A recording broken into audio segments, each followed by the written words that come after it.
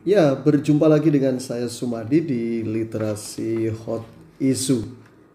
Nah, beberapa hari terakhir kita memang sedang ada badai corona yang itu kemudian juga membuat riuh, juga membuat suasana genting dan perasaan cemas.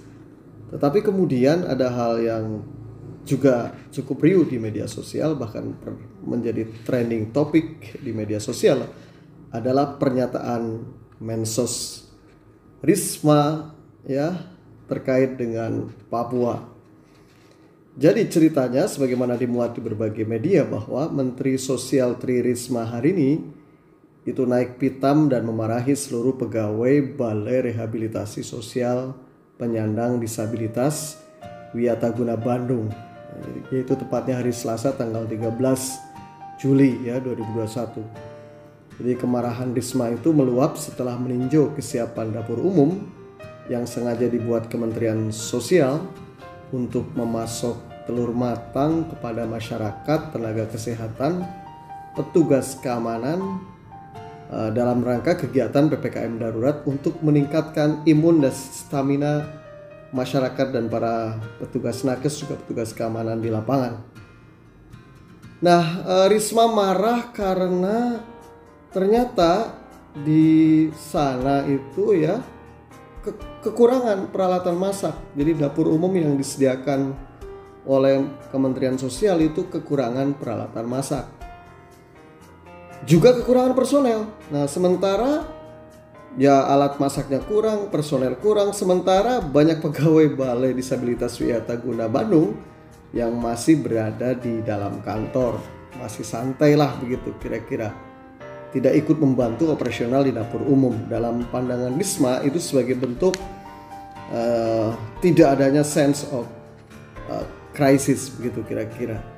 Nah, maka kemudian Risma itu marah. Salah satu poin marah yang saya kutip ini, kemarahan beliau adalah, saya tidak mau lihat seperti ini lagi. Kalau seperti ini lagi, saya pindahkan semua ke Papua. Saya nggak bisa pecat orang kalau nggak ada salah, tapi saya bisa pindahkan ke Papua. Jadi tolong yang peka gitu ya. Nah, tapi persoalan yang kita garis bawahi di sini adalah pernyataan bagaimana ASN yang dalam pandangan Risma itu tidak disiplin, ya, kurang berkualitas, sense of crisisnya rendah, itu dilempar saja ke Papua. Nah, pernyataan-pernyataan kontroversi tentang Papua ini juga pernah terlontar oleh seorang artis namanya Citata. Jadi Citata itu bahkan sampai dilaporkan ke Komnas HAM ya. Jadi Citata ini sesungguhnya dia punya niat baik mengangkat budaya etnik di Papua. Tapi begitu menggunakan baju etnik Papua, dia mengeluarkan statement yang dianggap tidak menghargai orang Papua. Dia bilang, aku cantik nggak kayak orang Papua kan, begitu ya. Aku cantik ya, tapi nggak kayak orang Papua kan, gitu. Nah, tentu pernyataan Risma tentang Papua ini kemudian mendapat sejumlah respon yang cukup cepat, misalkan dari Amnesty International yang menyatakan pernyataan Risma ini mengandung rasialisme dan merendahkan martabat Papua. Kemudian juga Komnas HAM desak Mensos Risma minta maaf dan kemudian kirim pegawai terbaiknya, ASN terbaiknya dari Kemensos itu ke Papua. Nah, kemudian juga dari koordinator anti rasialisme itu mengatakan soal ASN dipindah ke Papua, Risma harus minta maaf ya. Nah, kemudian LBH sebut Risma ke ASN, pernyataan Risma ke ASN itu lukai orang Papua. Nah, kenapa kemudian Risma bisa mengatakan seperti itu? Pernyataan-pernyataannya dianggap merendahkan orang Papua, dianggap rasialis, dianggap tidak punya sense sosialis gitu ya. Maksud saya sense of sosial begitu. Nah, kita bisa melihat sejumlah persoalan. Pertama, tentang yang paling pokok adalah persoalan wawasan kebangsaan. Nah, seringkali wawasan-wawasan kebangsaan ini kita sedang ramai tes wawasan kebangsaan. Mungkin Anda, saya bisa menjawab wawasan kebangsaan itu sehingga lulus jadi ASN begitu. Tetapi kemudian implementasi wawasan kebangsaan itu yang kemudian sering disalahpahami. Nah, pernyataan dibuang ke Papua atau dipindahkan ke Papua, ASN yang konteks komunikasinya saat itu adalah ASN yang anggaplah tidak disiplin dan tidak peduli, itu tentu menimbulkan hal yang perlu diperdebatkan. Karena sungguhnya pernyataan itu secara kritis kita bisa baca sebagai pernyataan yang dalam tanda kutip ada kemiskinan wawasan kebangsaan gitu. Kita lupa bahwa bangsa ini dibangun atas keragaman. Sejarah mencatat keragaman itu fondasi bangunan negara kesatuan Republik Indonesia. Suku, ras, budaya yang begitu kaya ya, kita memiliki 300 kelompok etnik, 1340-an suku bangsa di tanah air ya. Beragam warna kulit, beragam kekhasan daerah, beragam budaya.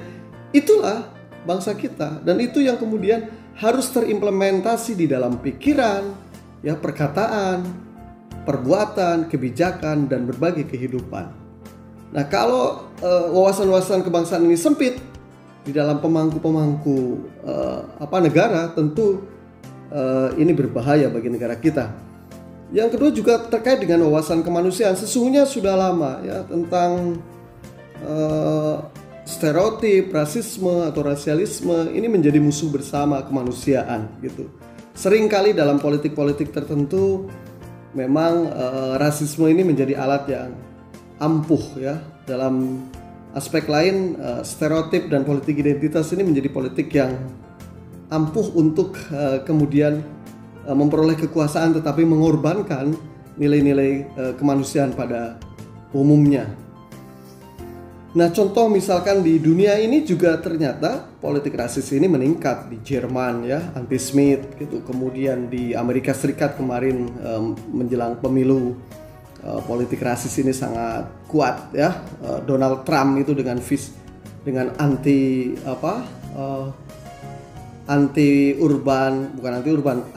pendatang gitu, anti Muslim, anti Asia ya, sentimen anti Asia itu juga rasis yang kemudian menjadikan Donald Trump mendapat banyak kecaman sekaligus terjungkal dalam kontestasi perebutan presiden. Nah, kemudian juga bisa jadi ini warisan pendidikan, ucapan-ucapan yang spontanitas merendahkan suku ras tertentu ya, bahkan jenis kelamin tertentu, itu bisa jadi adalah warisan pendidikan yang cukup lama. Mas Nadiem sudah mengidentifikasi setidaknya ada 3 warisan pendidikan kita. 3 dosa pendidikan kita: intoleransi, perundungan, dan kekerasan seksual. Dalam berbagai riset dan kajian ternyata banyak pendidikan dan pola-pola pengajaran kita dan lingkungan pendidikan kita itu secara tidak sadar atau sadar mengajarkan hal-hal seperti itu.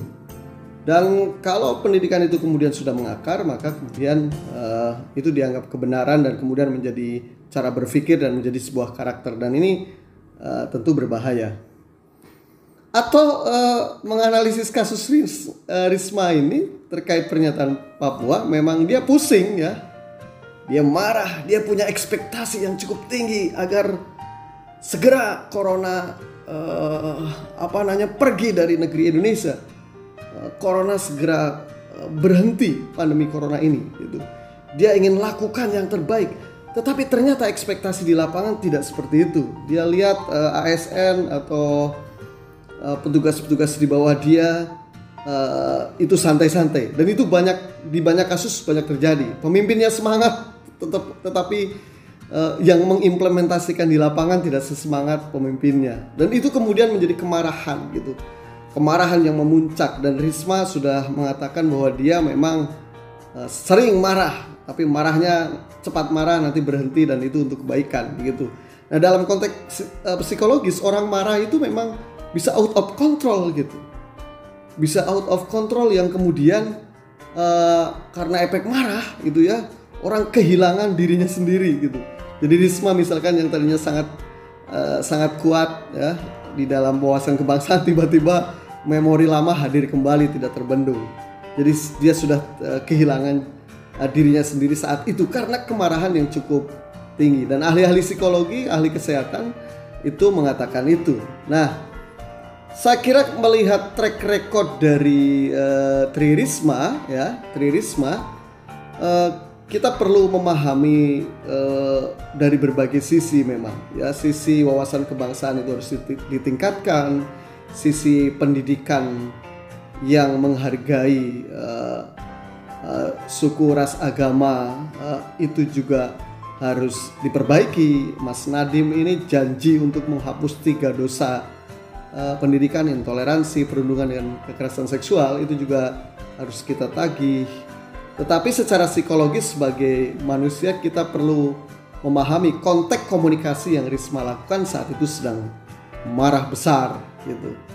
Jadi saya setujulah dia sedang out of control, dan kemudian ada aspek itu gitu, ada aspek out of control yang kemudian memori lama yang mengakar, yang tidak baik tentang sebuah wawasan yang buruk itu muncul dalam ucapan-ucapan kemarahan Risma. Jadi saya setuju dengan Veronica Kuman. Ya, kalau mau bangun Papua sebagai penebus dosa dari Risma, itu kirim ASN yang terbaik. Semoga kita makin baik wawasan kebangsaan, dan corona juga akan segera hilang dari peredaran negara kita, sehingga kita tidak marah-marah lagi, karena corona juga bisa bikin kita marah sesama. Terima kasih.